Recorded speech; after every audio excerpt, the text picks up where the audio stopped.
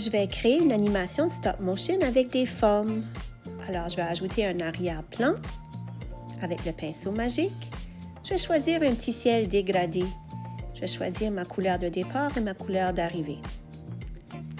Maintenant, je vais ajouter une forme. Je vais choisir le carré, mais je vais l'étirer pour créer mon sol avec mon pinceau magique.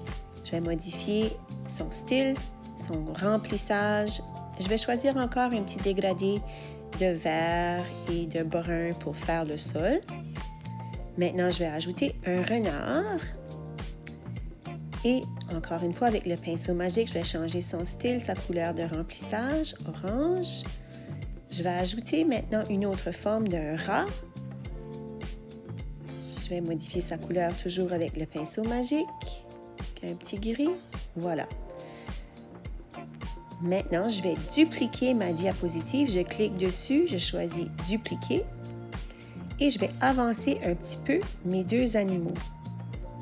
Oh, il ne faut pas que je modifie la taille. Voilà. Je vais dupliquer encore une fois et je vais continuer ainsi à plusieurs reprises. J'aimerais faire sortir ma petite souris de la scène.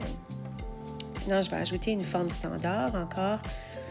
Un rectangle, je vais écrire ma phrase parce que ici, je suis en train d'illustrer que je comprends le mot prédateur et le mot proie.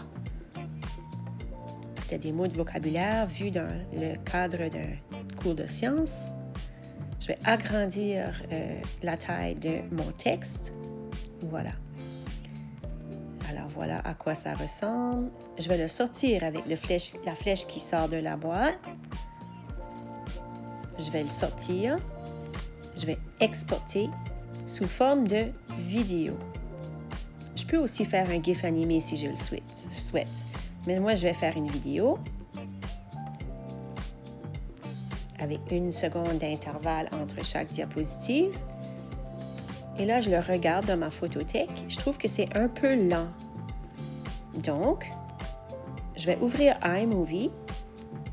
Je vais aller chercher cette vidéo. Je vais cliquer dessus et je vais aller modifier la vitesse de cette vidéo. Alors, clique sur la vidéo.